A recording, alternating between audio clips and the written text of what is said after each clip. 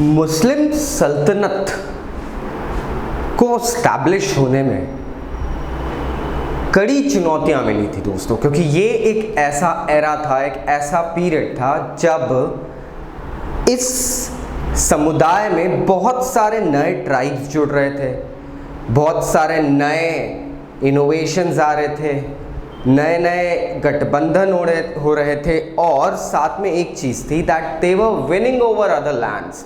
So the problem started arising because when you have many people under you, they prove to be more and at times much powerful. There may be a fluke of time कि वो लोग आपसे युद्ध हार गए, but later on as gradually the time passes, थोड़ा थोड़ा growth उनकी भी शुरू हो जाती है. आज केविन लोपेज पर्सनल ट्यूटर के इस चैनल से मैं आपको history class 11th chapter the central Islamic lands का टॉपिक ब्रेकअप ऑफ द खलीफत एंड राइज ऑफ सल्तनत पार्ट 2 बताने वाला हूँ. प्रीवियस पार्ट्स देखने के लिए आप हमारी प्लेलिस्ट चेक कर सकते हैं.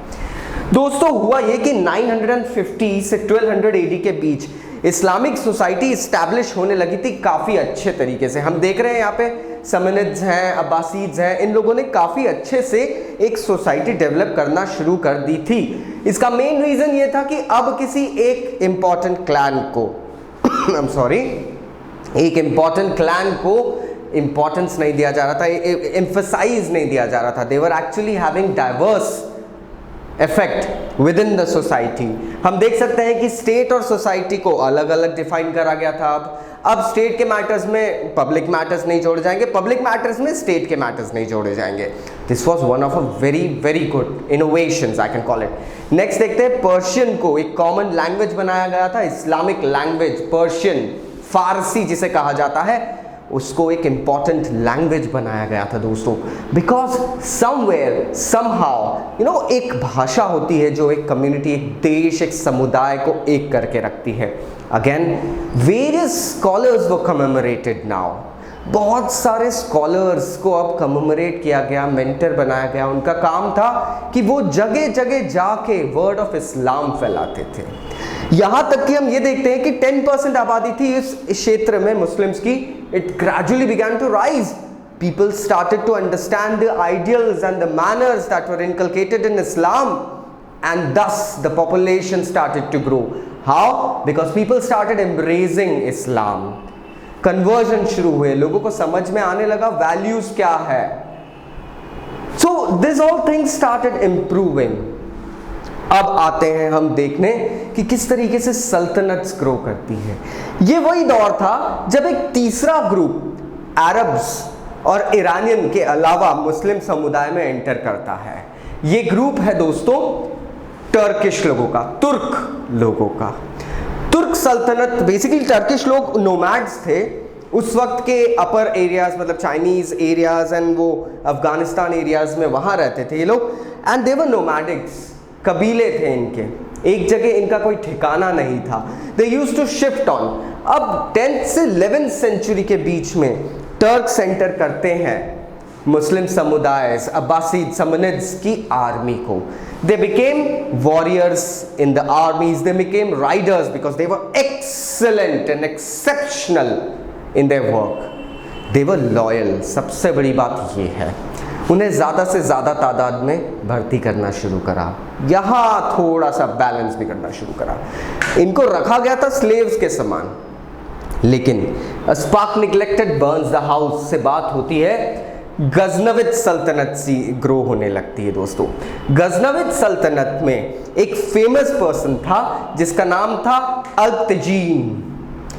अल्तजीन was basically a ruler, a clan leader. 961 में इसने टर्क्स और इंडियंस के साथ मिलके, ज्ञात रहे दोस्तों तुर्कमेनिस्तान टर्की, एंड उसके बाद में अगर हम बात करते हैं टर्किश और इंडियन कोलैबोरेशन काफ़ी सदियों से चलते आ रहा था.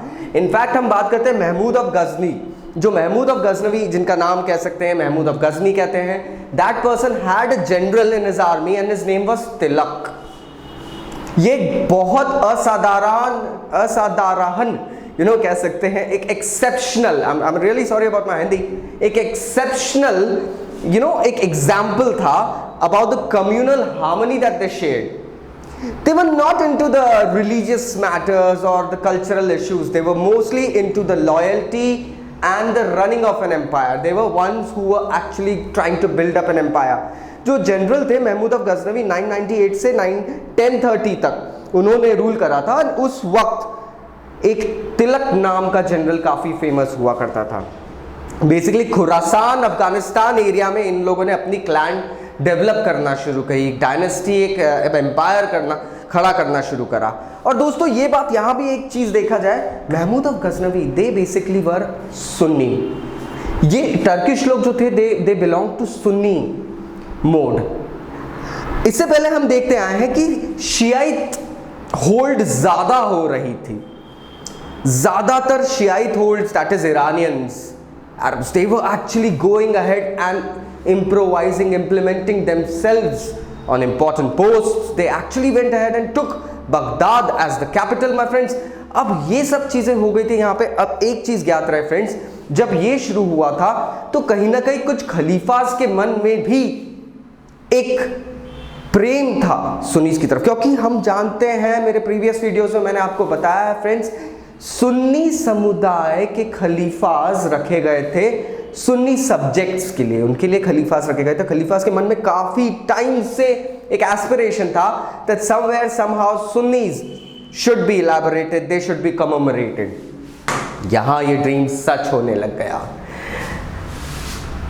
सल्जुक तुर्क्स, ये तुर्क जाति हुआ करती थी, इसका उदय होता है सडनली 1037। क्यों? क्योंकि हम देखते हैं महमूद ऑफ गजनी की डेथ के बाद एक अफरा तफरी का माहौल बन गया था। People were not actually like aware कि किसे अब तुर्क बनाना चाहिए, किसे नहीं बनाना चाहिए, किसे अब सुल्तान बनाना चाहिए, क्योंकि अब खलीफा वॉज अ मेंटर फॉर सुल्तान। एंड मैंने आपको बताया प्रीवियस पार्ट में कि अब जो किंग्स आ रहे थे उन्होंने अपने आप को शहनशाह, सुल्तान के नाम से प्रोजेक्ट करना शुरू करा था, नॉट द खलीफा।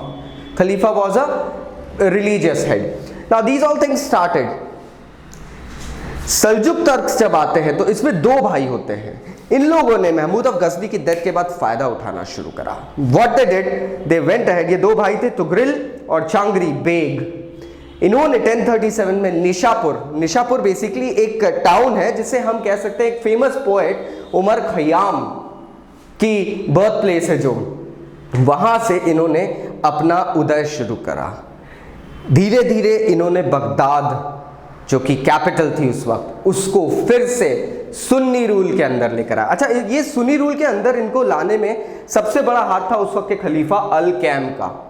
उन्होंने इनको काफी सपोर्ट करा। And being a religious head he had the power to influence people, and thus एक कंट्री की एग्जिस्टेंस होती है जिसे आज हम जानते हैं तुर्की के नाम से। Turkey came into existence.